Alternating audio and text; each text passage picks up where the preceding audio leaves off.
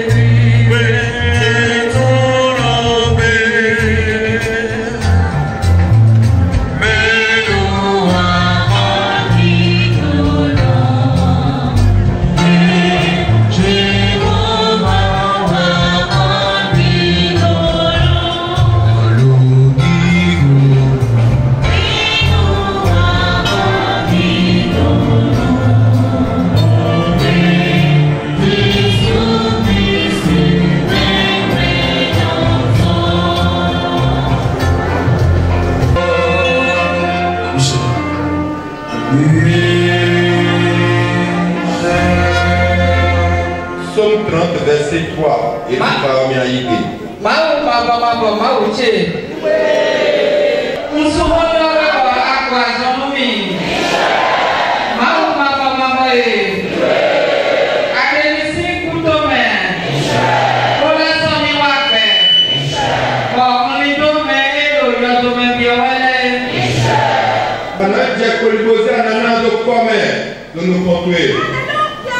on a fait Angela,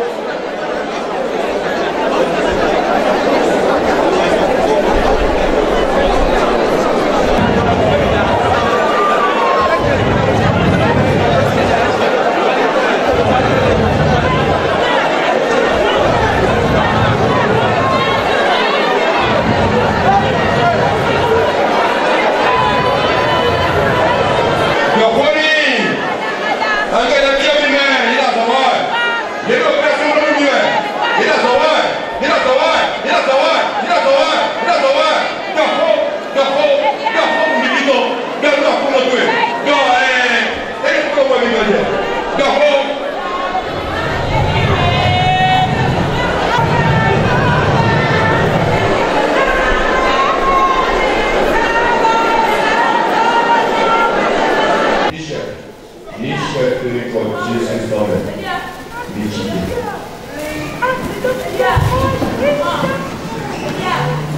Sur le thème de la semaine qui dit « Dans le décompte de nos jours, nous pouvons acquérir un cœur sage », le vénérable suprême évangéliste Ulbad à détonnant exhorte le peuple de Dieu. Les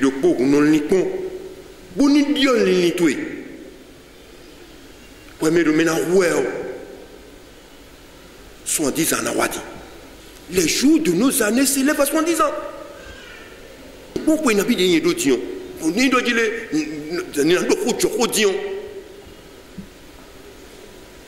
on a nous vivons et ce dans 10 ans.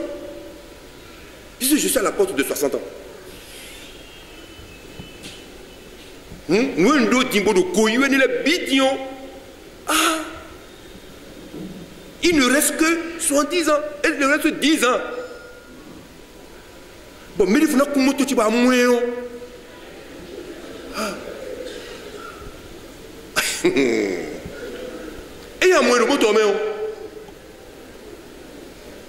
Ah là, papa, vous l'avez de morgue.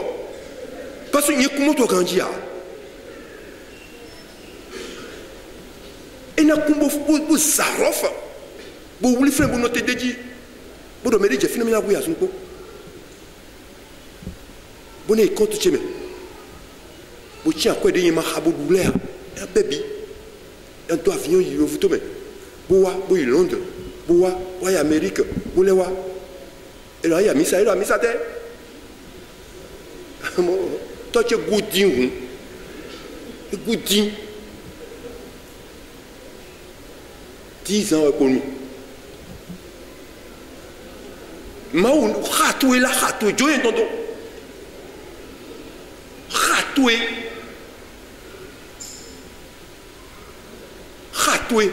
ah bon Jerry a dit nous il y a quoi faux et Amadoulan gégé le gbamé hein et na gbédé gono ma si do 80 né des doigts de amayon blodé soit quoi non rien. Bon, vite là dans le dit bon, papa il nous fatigue, hein? Il nous fatigue vraiment. Ça veut dire qu'il est sous l'aide de Yaoukou. À ce moment, nous avons une femme de Wéa et nous l'avons habité. Alors, maman, si nous je viens. À ce moment, fini. Tu nous donnes aussi. Tu n'es plus là.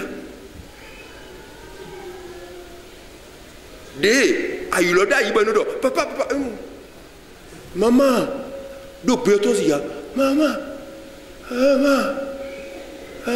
et quand c'est grandi, on t'a pas donné, on t'a pas donné, t'as pas donné, t'as donné. D'une doda, il doit dire, ah non, quoi que ah non, quoi que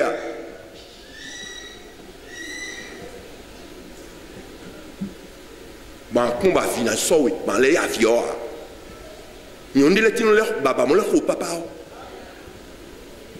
a c'est quoi mais ah l'autre do fwe nous e so si rien a do ko do mi po akaflan a mon point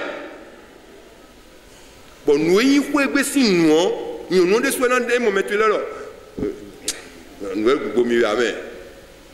D'ailleurs, quand on a un noir, il faut mettre ton. Faut dire quand même. Ouais. Non, en tout cas. Nablo aussi. Nablo. À coup de oh! Nous avons un récit d'eau et d'eau. Enfant. Tu dois mettre ton tes dos pour écraser. Mais où est le tu as tout le gagné dans un des ans de nous indéné. Mando 80 de soi pour Canaré.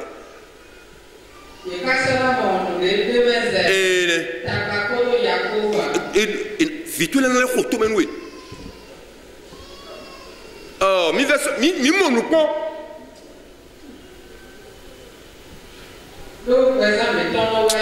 non non te beta mi tono wa ibleu ayo ha na no ke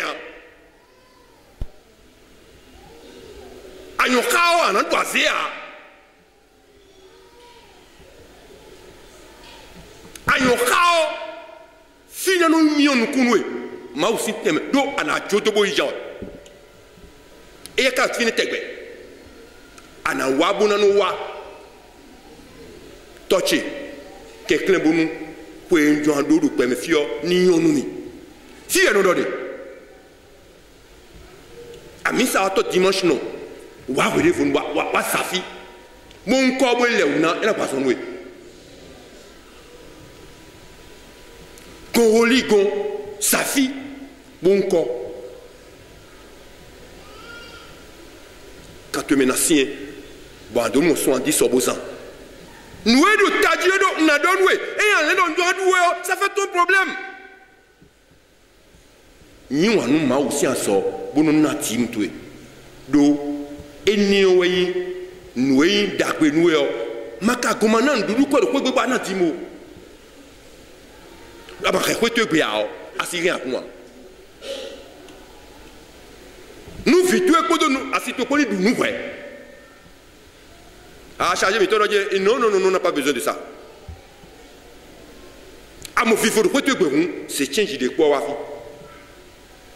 wa de dos donc c'est une croyance tu es libre de prendre mais encore ordonnance soyez et le temps mais bon anana tim tout chiozo yenoa je suis morgué. Bon. Il y a vidéo de Bédjou mais des transitaires beaucoup. On a dit peut-être de nous me dit amen. C'est quoi de Dieu maou no viche. Na don we dis zebolu nyonu ina. Qu'est-ce que ni souji? Bon. Mais tout le tout fourni un nomblo et nos élomis bon non à sort bon nomblo biku adjan blanc tellement joué néon amassé à cœur du à tu as tout dans le fin pour à moi puisque prenez nous son me des à cœur ou à mon conjoint ouais ben élomi bon oui si c'est écoute écoute ma au cas de son clé mina les finir salon de fini tambo bo le nyo wa pon amoro nbi sobo e moto ton le garé do fini onde ni bona mi trado po na mi trado po mi blede me tu bo meton de do fini na sekpo ele nyi de so blé boblo ne bo mi se fini ko ri honi de ko de me mais ndo ye chowe yo ye do fi akwele de se ko e alo pale ko ka mais comme il y en a ya ko il y a ko na mote wo ya yi ton bon, mi blé, on a dit de nommer, et on a bien une yégi, bon, de 30 000 francs à nos ennemis. Bon, et là, il y a des gens qui ont des ennemis, quoi, bon, il dit tout. En même temps, maté yéné de souhait là, n'a pas été appelé au ya. Et quand on fait le mitao, on y a yéné, vous êtes d'accord, pour tout ce monde, mais c'est demain. Mais c'est demain. Il faut donner un abloulé depuis qu'on est beau, il y a un bon mieux aussi, il y a un réellement, le temps qu'on peut douiller ou tout, il y a un réellement, on réellement, beaucoup de calculs bleus. L'autre transitaire avec Gabi, venez aussi, à quoi perdre la cité. Mais moi, c'est Moga, au déposer ton numéro, il y a ton tout fourni en moins, et quand c'est mes deux tons, et notre judo, quoi, tu as un dos, tu vois, une oise d'eau. Fidèle. Mais il est quoi? Bon, il est quoi? Assistant de peau de mon toit, mais nous vite oui. Bon, c'est. Il me dit, bon Dieu, moi, gros, il a mieux. Bon, Gabi, l'autre des fois, nous avons marché de mi. Bon, on ralentit dans l'eau. Bon, il dit, MMS, métropole, mais il est à fond, mais bon.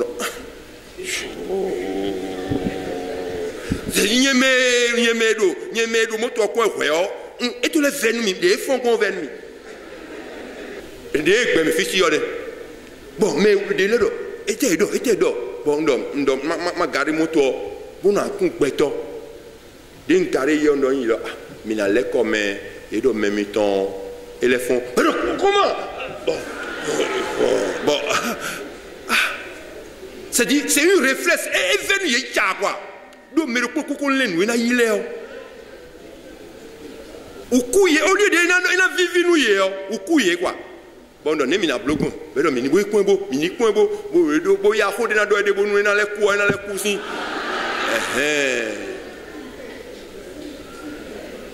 bon mais ton ta we ko ai jonlo wakon mais ton les dessous ils ont du mal à se rapprocher de lui mais là mi cause mi gbejene mi bo wabo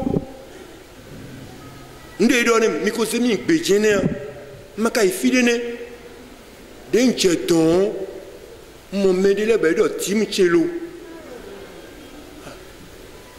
si khorion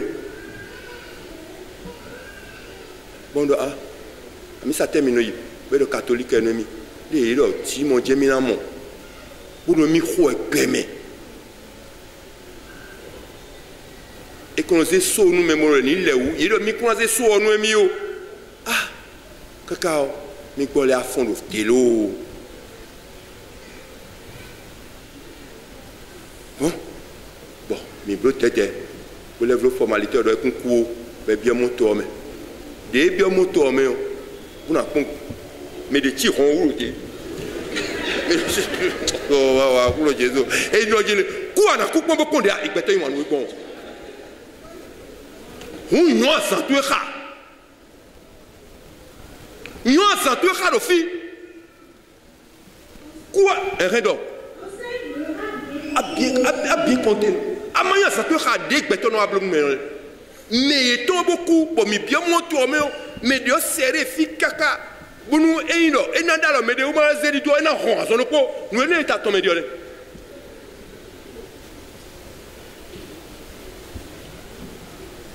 ni yon de so nous o vivre ni do akwa yen yo vivre ni e do na ku fo se we yen tu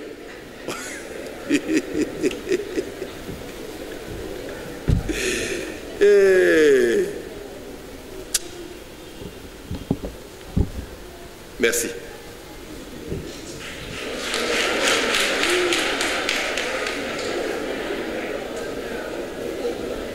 La chorale de la paroisse a donné une vibrante animation pour semer la joie dans le cœur des fidèles. Wow.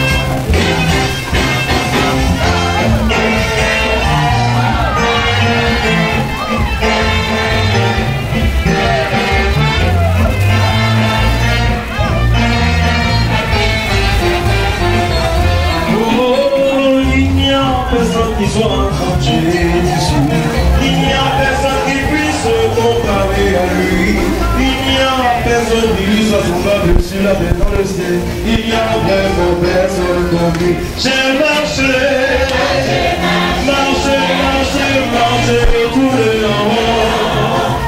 Je me retrouver.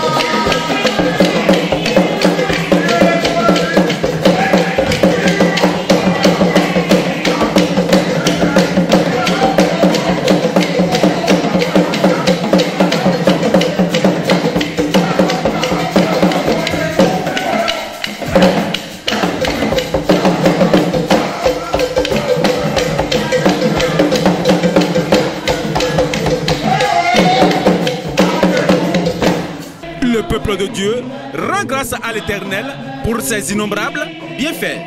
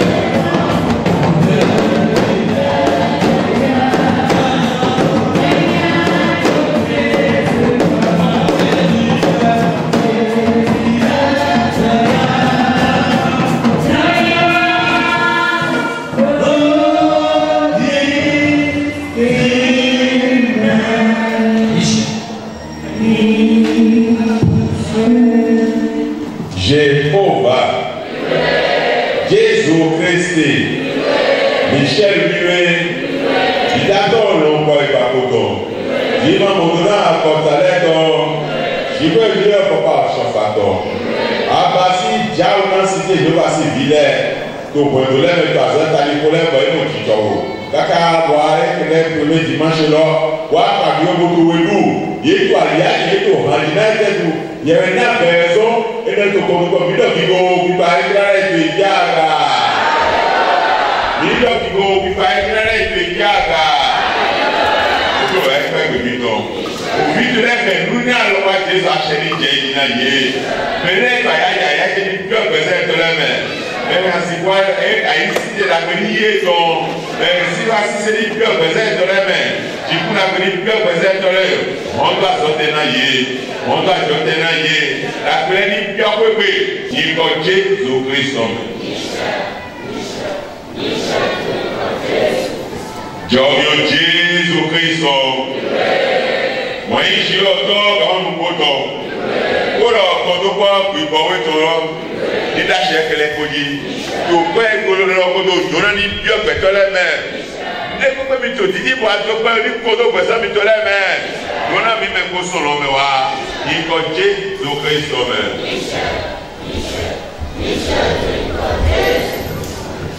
Alléluia, Alléluia, Alléluia, Alléluia, Alléluia, Alléluia, Alléluia. Que Dieu soit loué. On a constaté qu'il y a de la fierté au niveau, on a lu la fierté au niveau de chaque fidèle. Donc tout le monde se met en joie et on a bien fini. L'église du Chrétien Céleste passée par Oshofa, au début, vous avez constaté que c'est de cette façon qu'on adorait. C'est une église venue des cieux et c'est guidé par le Saint-Esprit. Si le Saint-Esprit dit de faire quelque chose, nous autres, on respecte et on fait. Et vous avez constaté ce qui est fait lors de culte, les prières sur bougies, sur fruits, et sur pierre, tout ça là.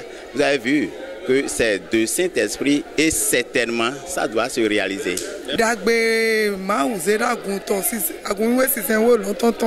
Mais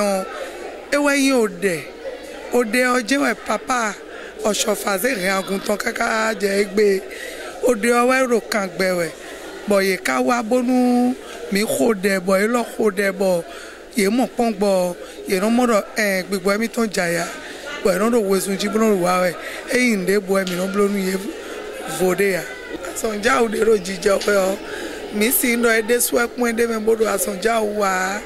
Ma wezu anzoe. Ma ukazu anzoe. Ezu anzodo. Ni wasodo sisi wiwe talia ida hode me. Eka ino diwe kale zu anzoe. Eko zu anzoe si no ton si home. Bon, de no ton jiwa eku gbangbe no ton jio. E wado susu ebodo susu edo pigbo me o. Aso wa beda loton. E ino mede no nukule fido. E iko magie. Alo robo, alo eze no nuchio, adikma meodo, do ma okpo gbeto ko sinu kan, nyewe yan si tombo ro hwen do mehe. E ka no zande buze sinwa. Si kikla parfum, ensan. E te likpa no hodede. Bono yo akulu no tombe no sioni. Ni edo nde bu onyo nu no tun sunu sin titole. Na otu. Bona de te do eo. Ma wezo anzoe boy kana wazo do mu popo do pome pere suna no awon atome pe na kran for azo me a nyeme yan siton na ne afo klenu a pe na wazo ton do ma wo togbe no sinu kan kaka bo na wa do gbe ni do asangudo ton gbe do ma o sin kan. C'est pratiquement l'une des plus rares paroisses sur lesquelles vous verrez des gens qui ne sont pas encore baptisés, qui sont en tenue civile, qui font pratiquement le quart ou le tiers des fidèles. Je note au passage que il y a de cela 2 à 3 ans, on comptait au moins 500 fidèles réguliers sur la paroisse. Il y a 2 à 3 ans. Oui, 500 fidèles. Si bien qu'aujourd'hui on dépasse. C'est ce qui justifie, comment dit-on, les travaux de réhabilitation qu'on a entrepris maintenant pour agrandir le temple. Notre paroisse, sans fausse modestie, elle fait partie des paroisses qui ont quand même certaines infrastructures acceptables. Pourtant, moins de 8 ans, le besoin est là que ça ne suffit pas, il faut agrandir. Voilà un peu. Donc tout ça là, ça dépend du leadership. Il faut être un homme charismatique pour diriger l'église du Christ Céleste, parce que l'église est une église charismatique. Cité de Jéhovah est une paroisse, je dirais une paroisse à part, vu le caractère spirituel qui y règne. C'est pourquoi tous les dimanches, vous allez toujours voir le surcroît des fidèles chaque dimanche. Et je ne pourrais pas vous dire que le contraire va se manifester les jours à venir. Si l'homme, dans sa posture, est en train d'avancer et reflète à la face du monde qu'il est dans la communion et sous les ordonnances de l'Église, moi je dirais à ces dictateurs-là de bien continuer. Parce que ça fait la publicité aussi de l'Église. Donc on ne peut pas les empêcher de parler, ils n'ont qu'à parler.